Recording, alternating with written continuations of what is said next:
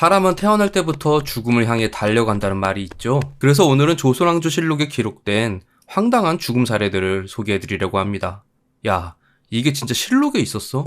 싶을 정도의 어이없는 이야기들을 말이죠. 첫 번째 이야기는 태종 13년에 실제로 벌어진 사건입니다. 당시 일본 국왕이 조선에 코끼리 한 마리를 선물로 보냈습니다. 코끼리는 조선에서 보기 드문 짐승이었기에 사람들은 이를 매우 신기하게 여겼고 사복시, 즉 말을 기르는 관청에서 특별히 관리했죠. 그런데 어느 날 전 판사였던 이우라는 인물이 코끼리를 구경하러 온 것이 문제의 발단이 됩니다. 그는 코끼리의 생김새가 흉하다고 비웃고 심지어 침까지 뱉었습니다. 실록에는 이렇게 기록되어 있습니다. 전 판서 이우가 그 형상인 추함을 비웃고 침을 뱉었는데 코끼리가 노하여 밟아 죽였다.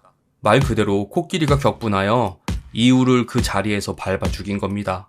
이 사건이 조정에 보고되자 신하들은 격렬하게 반발했습니다.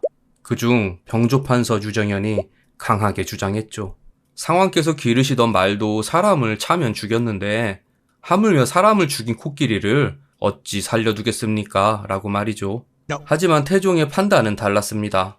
짐승이 알지 못하고 저지른 일이며 멀리서 온 손님이니 죽일 수 없다며 신하들의 거센 반대에도 불구하고 코끼리를 죽이지 않고 전라도 장도로 유배를 보냈죠. 기록상 조선시대 최초의 동물 유배 사건이었습니다. 그런데 이야기는 여기서 끝이 아니었습니다. 이듬해 전라도 관찰사로부터 뜻밖의 보고가 올라옵니다. 코끼리가 먹지도 않고 밤낮으로 슬피 울며 사람만 보면 눈물을 흘린다는 것이었죠. 이 보고를 받은 태종은 크게 마음을 움직였고 코끼리를 불쌍히 여겨 다시 육지로 데려와 기르게 했습니다. 이후 코끼리는 전라도와 충청도, 경상도를 옮겨다니며 길러졌습니다.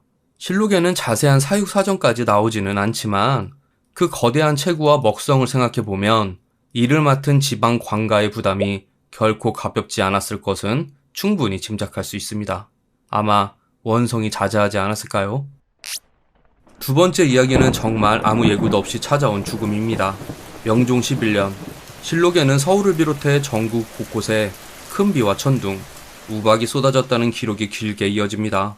하늘이 하루 종일 사납게 변하던 날이었죠. 그리고 그 기상보고의 끝에 아주 짧은 문장 하나가 덧붙습니다. 전라도 남원의 봉숙군 김세견이 벼락을 맞아 죽었다. 실록에 김세견이 어떤 사람이었는지 그 순간 무엇을 하고 있었는지에 대해 아무것도 적혀 있지 않습니다. 단지 궂은 날씨에 떨어진 수많은 번개에 맞아 죽은 불쌍한 봉숙군이라는 설명이 끝이죠. 그렇다면 여기서 이런 의문이 들죠. 왜 하필 이름 없는 봉숙군의 죽음까지 실록에 남겨두었을까 하는 의문 말이죠.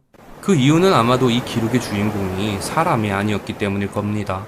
한 병사의 죽음을 애도하기 위한 것이 아닌 궂은 날씨와 천둥 번개가 인명까지 앗아갈 정도로 참혹했다는 객관적 증거로서 그의 죽음을 인용했던 것이었죠. 세 번째 사례는 1476년 2월 8일을 비롯해 여러 차례 반복된 사건입니다. 조선시대 과거시험, 특히 식년시는 3년에 한 번 열리는 국가적 행사로 출세를 꿈꾸는 전국의 유생 수천 명이 몰려들던 중대한 시험이었습니다. 문제는 시험장에서 좋은 자리를 차지하는 것이 합격에 유리하다고 여겨졌다는 점입니다. 밝고 따뜻하고 소음이 적은 자리.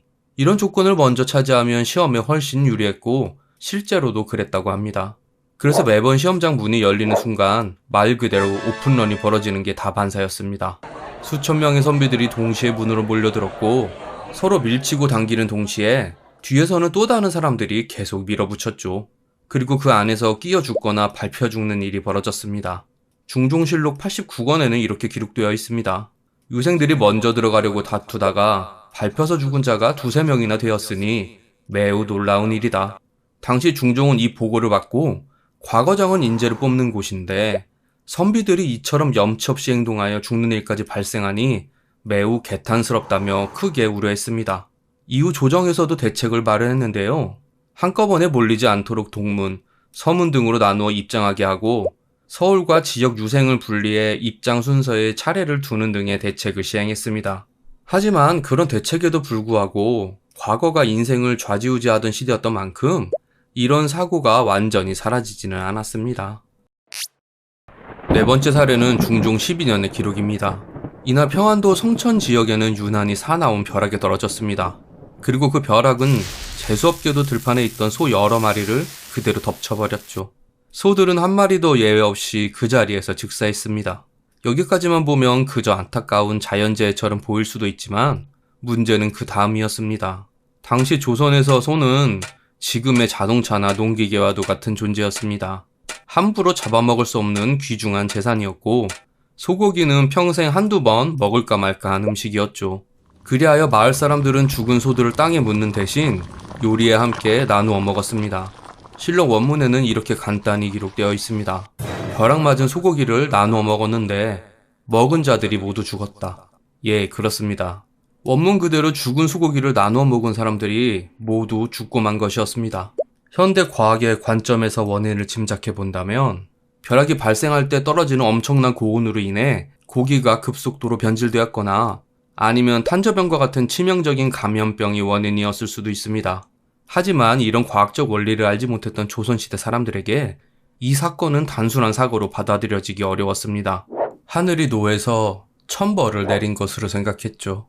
실제로 당시 민간에서는 이 소문이 퍼지며 분위기가 매우 흉흉했습니다.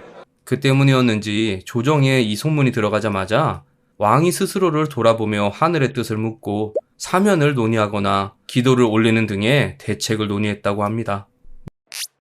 대본을 쓰면서 조선시대에도 정말 별일이 다 있었구나 라는 생각이 들었습니다. 그리고 그 흔한 죽음조차 빠짐없이 기록해둔 조선왕조실록의 치밀함에 다시 한번 감탄을 금할 수 없었습니다. 앞에서 보셨죠? 사람은 언제 어디서 어떻게 죽을지 모릅니다. 그러니 아둥바둥 살지 마시고 돈을 물쓰듯 펑펑 쓰며 현재를 즐기시길 바랍니다. 이상 지식개봉실이었습니다.